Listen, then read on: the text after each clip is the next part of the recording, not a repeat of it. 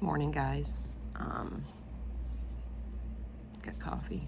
Actually slept okay last night. Azariah had a good night. So at 1 in the morning, they stopped his cooling process, which is to help stop any brain damage that happened during delivery. And or during birth, or the first few minutes of birth. If a baby loses oxygen for a prolonged period of time, then they say that it's best to do this cooling process. So yeah, I'm tired still. It's like, why do I feel more tired now that I got a little bit more sleep? So we had a busy, good, I guess, day yesterday.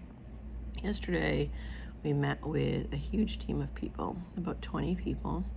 I was thankful beforehand. A bunch of patient advocates came into the room and talked to me and explained how we feel,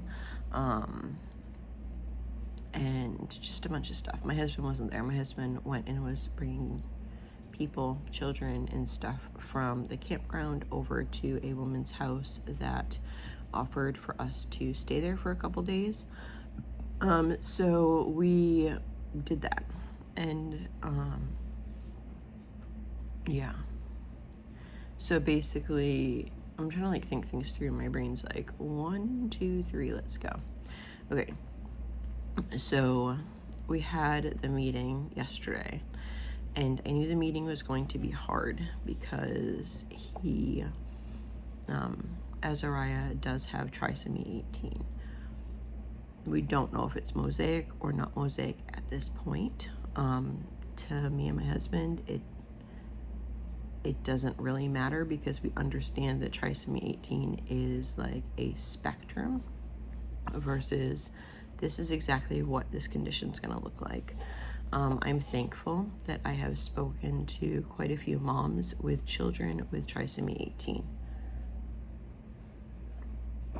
One I'm going to meet on, I don't even know what today is. I'm going to meet her at the beginning of October. Anyway, she's coming here. Her daughter gets seen here, or at Children's, not at Brigham and Women's.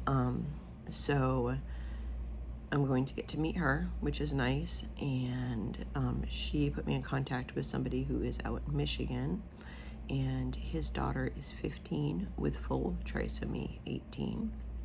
And there's just been a lot of people that, a lot of moms that I've been able to see their children online that their children have full trisomy 18. So we're fighting. We're fighting for his life. I understand that might not be everyone's decision. To know that your child is going to be severely developmentally delayed can be really hard for people. I haven't gotten into too much of my husband's background either. As you guys know, or some of you know, not all of you know, we raised a disabled son with Duchenne's muscular dystrophy for 23 years. We did all of his care. He was full-time care. We helped him go to the bathroom. We fed him. All those things. Mentally, he was there. But physically, he was not there. And we think there's such beauty and joy in children with disabilities. They can bring so much joy to your household, and you can bring so much joy to them. And so we chose to, I wouldn't change it. I wouldn't change it for the world. I loved raising Bobby. I loved him part of our family. My husband also has a sister who was adopted into the family that is severely refrigerator is severely disabled, and she has, I think, the brain, I think they told me before, and if any of you guys are watching Sisters or anything, please feel free to comment, like, if this is incorrect. I think they said it was like an 8-month-old. So her developmental is at like an 8-month-old level. She was pretty nonverbal, like no words. She definitely, though, you could tell if she was excited or mad or something like that. Like she could express herself like in those ways, and really, like, you're loving somebody and that person is like enjoying being loved. Like there's beauty in that. So that's where we're at. We are fighting for little Azariah's life, and we are taking it one small step at a time, one thing at a time, or seeing what the priority of things are at that time. Currently, he was cooling, which is a process that allows babies that have had like the lack of oxygen maybe to stop any further damage. So that was 72 hours. So the 72 hours was up at, it was up at 1 last night. And so they start, I guess like it's like 0.2 degrees every hour. They start trying to warm him up. That's so like the brain doesn't get shocked like in the other direction. So that will probably take 12 to 15 hours, they said. So that is what we're focusing on today. I think, and then after that, we are going to probably focus more on ventilation. Once he's once he's off cooling, some exciting things happen. One, they said that I can do skin to skin with him after that happens. And 2 would be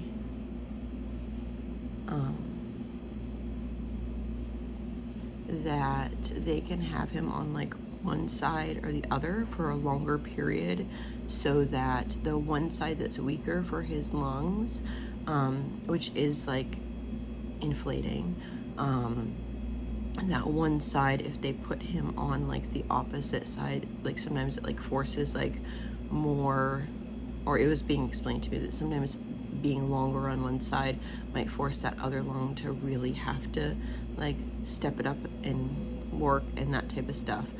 He's pretty low oxygen. I think he's in the 20 something percent. So he goes up and down in the 20%, which is really good.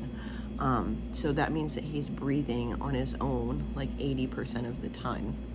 Now, once they do that to try to get the lung like really going, they may need to bump it up a little bit, which is what I understand. So that's kind of where we're focused. Yesterday was a really hard meeting. Lots of people can't understand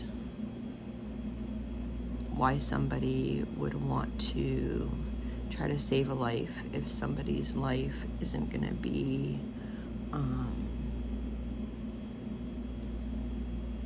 knowing that somebody's going to have a lot of challenges, I guess.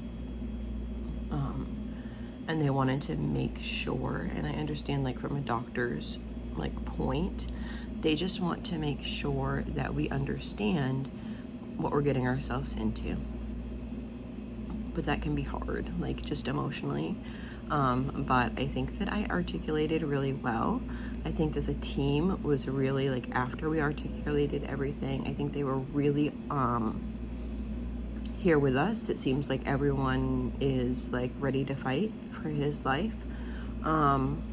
Yeah, so my husband had a hard time at the meeting, but he really got his point across. Like, it's hard to hear, like,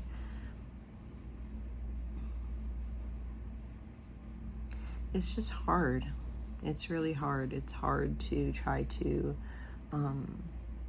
express the feeling that we believe that disabled children can really be a blessing.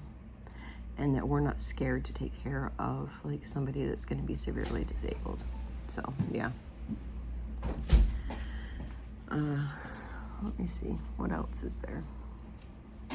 So the meeting went well, and I guess that's like the focus for the day, is he's going to come off cooling and then try to get those lungs working. And then once that happens, then we'll be able to try to take out the vent and put him on another form of ventilation or whatever, but we haven't like made it to that point yet, right? So that's just kind of where we're at. Anyway, I think that's all for the update for now. I'm excited that I'll be able to possibly hold him, which is exciting because like he's so tiny, you just want to like pick him up and bring him and snuggle him, and yeah, it's your baby, so you want to just like take care of him. So it's hard like not being able to. So I think that's about it. So I hope you all have a blessed and wonderful day.